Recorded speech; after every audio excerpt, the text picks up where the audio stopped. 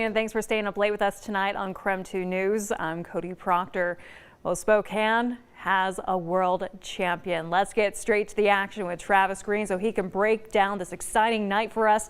Travis. Yeah, that's right, Cody. Spokane, you have a UFC champion, and what an upset it was. Juliana Peña winning the women's bantamweight title over Amanda Nunes in UFC 269 by way of submission in the second round. A rear naked choke for the win and an impressive fight from Peña, who was able to keep up with Nunes' striking, which is what she's really known for, eventually tiring her out and getting the submission. Okay, we can't show you the video of this because of usage rights, so we got the pictures for you. This Spokane native is the first fighter to hold the bantamweight title since July of 2016 when Nunes first took it from Miesha Tate. Now, this win is a major upset. I can't say that enough. An all-timer, you could say. Sports betting odds had Peña's chances to win at plus 650, marking the second biggest women's title fight upset in UFC history, behind only the epic Holly Holm upset of Ronda Rousey. If you're a UFC fan, you certainly know what I'm talking about. Here's Peña receiving the belt and her post-fight reaction for you. And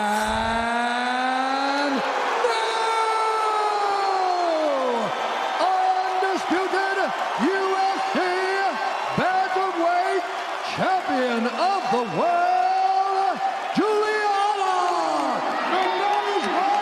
vista Peña. You know, I've been in this camp for so long, and it's been a tough road to get here. I've been calling for this fight since UFC 200, so for it to finally be here, that's over 5 years in the making. I'm just glad that, you know, it's over and done with, number one. Number two, I was cool, I was calm, I was collected. I was cool as a cucumber, and I definitely think that made for a easy second fight camp, easy fight week, and a easy walkout. Yeah, you can't deny that. She certainly was cool as a cucumber, you could say, Cody. What a night for Spokane fans. I'll send it back to you. Thanks so much, Travis. Well, moving on now, today's strong winds from earlier really started to wind down as we head into the evening. Meteorologist Michelle Bosch joining us now in the Weather Center. Michelle, could we potentially see more of these winds tomorrow, or are we past that now?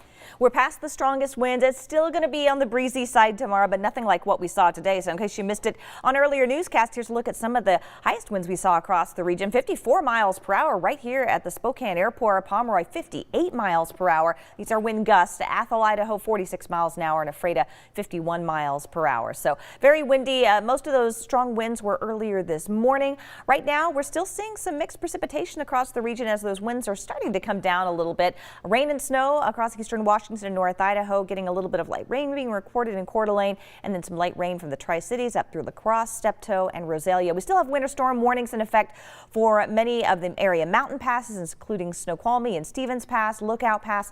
Those warnings will continue until 10 o'clock tomorrow. We'll likely see continued snow tomorrow, but it should be lighter than what we saw today. Still very warm in the lower elevations, which is why we don't have any snow on the ground. 40 degrees right now at 11 o'clock in Spokane, also 40 in Coeur d'Alene. Here's a look at the next 12 hours. Cloudy skies, a mixture of rain and snow possible overnight, but I think by late morning and early afternoon we should see some sunshine in the area, so that'll be nice. Temperatures still a little bit above average with a high near 40 degrees. More rain and snow possible Monday into Tuesday, starting to cool down on Tuesday with highs only in the low to mid 30s. Thanks so much, Michelle. And the strong winds left nearly 2,000 Avista customers without power today, with outages reported throughout today in areas such as Spokane, Coeur d'Alene, Colville, and Grangeville. Avista crews managed to turn power back on for many that were affected. At last check tonight, about 630 Avista customers still dealing with outages. Ahead of those heavy winds, Avista sent customers a storm notice with what to do in the case of a potential outage. Their advice: turn off appliances, unplug electronics, and turn on front porch lights to let crews know if your home has power. Good information to know potentially in case we get more strong winds. The city of Coeur d'Alene is ready for snow, but it's now asking for a little help from residents with its plan to plow it, as reported by KREM 2 News partner, the Coeur d'Alene Press. Director of Streets and Engineering Department Todd Fusier says they're starting to have a problem with street parking. He says when vehicles line streets, it actually makes snow removal efforts more difficult. He's urging the public to get their vehicles off of the road for at least a brief moment to let the snowplows do a better job. The city has 21 operators, 4 loaders with snow gates, 3 de-icer trucks, and other resources ready and standing by. Well, also in the Pacific Northwest, 1 person is dead and 5 others rescued after an avalanche on Crystal Mountain earlier today. According to the Pierce County Sheriff's Department, 6 skiers were swept up in an avalanche at Silver Basin in the backcountry ski area. Some of them weren't covered all the way, were able to get out, but the other 4 people had to be rescued. All 6 skiers were wearing emergency beacons. 5 of them managed to pull themselves to safety, but 1 skier was unresponsive and life-saving efforts were unsuccessful. Deadly storms hit 6 states, causing what's likely to be the deadliest American weather disaster in years. The path of destruction stretches across parts of Arkansas, Mississippi, Missouri, Tennessee, Illinois, and especially Kentucky. Many dozens are feared dead. CBS's David Begnaud reports from Mayfield, Kentucky. The level of devastation is unlike anything I have ever seen. That is Kentucky's Governor Andy Beshear talking about the tornado that was on the ground for more than 200 miles. It wiped out entire communities. This is downtown Mayfield, Kentucky, in the southwestern part of the state. Rubble. Nearby at a candle factory, more than 100 people were working when the tornado hit. It's flattened. Kiana Parsons Perez was trapped under the debris there, and she was streaming live on Facebook. This is the water fountain. It's on me, along with the wall. She was one of 40 people rescued from there. We had to, at times, crawl over casualties to get to live victims. By daylight, the search intensified. Excavators were brought in to dig through the wreckage. Among the missing is the mother of Paige Tingle's fiancé. I just want her safe. I want her alive, and I want her home. To Monette, Arkansas now. More destruction because of another tornado. This nursing home was torn apart. Storms left more than a 140-mile path of destruction across the state of Tennessee. Homes were leveled. Back here in Kentucky, search and rescue efforts continue right now. A woman who worked inside of that candle factory came up to us this evening and told us what happened as the tornado bared down on the building and it started to collapse. She used the light on her iPhone and was crawling over the bodies of her co-workers who had died. As she saw a hole, went through it, and was able to get away to safety. One of 40 people rescued from inside that factory. David Begnaud, CBS News, downtown Mayfield, Kentucky. David, thank you so much. And the governor of Illinois says at least 6 people died at an Amazon warehouse that partially collapsed during the storm.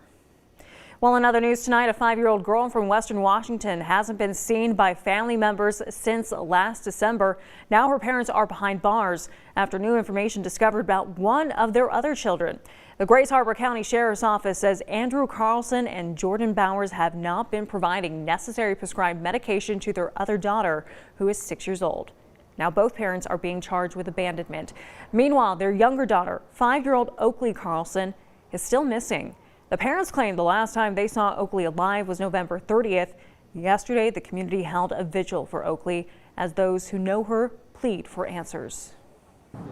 You know, DCYF needs to know that people are really angry at them. And I think that the social worker, the judge, I think that they need to know that this is really disappointing and it's not just going to be hid underneath other things. It's really important that people know they messed up and they need to be held accountable. The sheriff's office says it's received no tips yet and is pleading with the public to call if they've seen Oakley in the last year. More areas in Washington state could soon get high-speed internet access. Washington Senator Patty Murray spoke about funding for high-speed internet access. The recently passed federal infrastructure bill includes grants to help families better afford internet access. And that benefit will provide $30 per month to help make sure families in Washington state can get connected to reliable high-speed internet. This is a permanent program that's going to make a real difference. The White House estimates about 19% of Washington residents will be eligible for the grants. A heads up, the United States Postal Service extended some of their hours for holiday mailing. This Sunday, 3 Spokane locations will be open from 9 in the morning until 4 in the afternoon.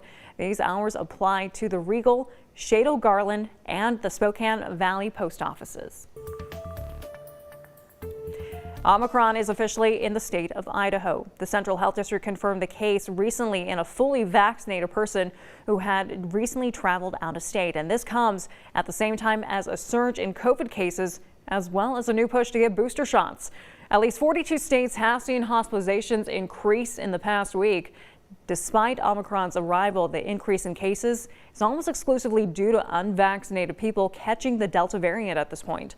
The number of new cases jumped nearly 16% nationwide. And as for Washington State, before this past week, cases and hospitalizations in the state were going down.